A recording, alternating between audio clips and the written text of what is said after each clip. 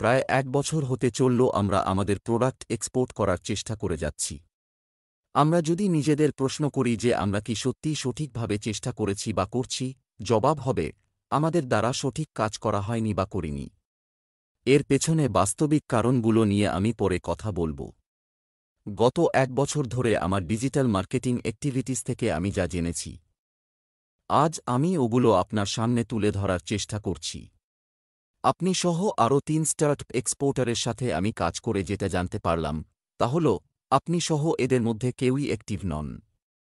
Active বলতে আমি যেটা বোঝাতে চাইছি তা হল, একজন বায়ার এর সাথে আমাদের প্রোডাক্ট নিয়ে সঠিক সময়ে প্রাসঙ্গিক আলোচনা বা নেগোশিয়েশন করার জন্য সময়টুকু কারও কাছে নেই।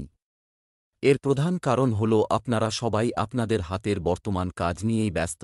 এতে আমার সামনে এটা পরিলক্ষিত হয়েছে যে আপনারা এক্সপোর্ট ইম্পোর্ট ব্যবসাকে জাস্ট একটা হবি বা শখ হিসাবে নিয়েছেন। কাজ হলে হলো, নইলে কাজ তো চলে যাচ্ছে। অন্যদিকে যে ব্যক্তি আপনার ভার্চুয়াল অ্যাসিস্ট্যান্ট হয়ে ঘণ্টার পর ঘণ্টা সময় লাগিয়ে একজন বায়ারকে খোঁজে পাওয়ার পর যে কাজটি করা উচিত সেটা আর হয়ে উঠছে না। এতে আমার সব পরিশ্রম বিফল হয়ে যাচ্ছে। আমি আসলে কাজটি কিভাবে করতে চাইছি, আর এই চাওয়াটা আমার মনগড়ন কথা নয়। যুক্তিসঙ্গতভাবে ট্রেনিংয়ে এগুলো শেখানোর পর স্টুডেন্টরা ঠিক ওইভাবে কাজ করে রেজাল্ট নিয়ে আসছে এবং ডিল ক্লোজ করছে।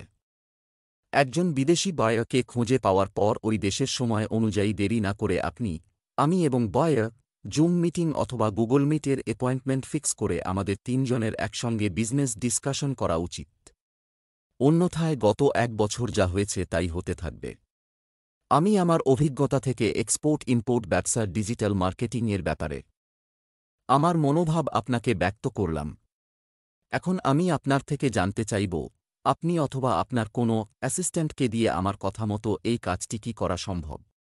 আমার কাছে অর্গানিক ট্রাফিকের বিশাল ভাণ্ডার আছে। যা প্রয়োজন তা ইতিমধ্যেই জানিয়েছি। এখন আপনার মতামত জানতে চাই। দয়া করে সময় নিয়ে উত্তর দিন। আমার সম্পূর্ণ বিশ্বাস এভাবে কাজ হবেই হবে।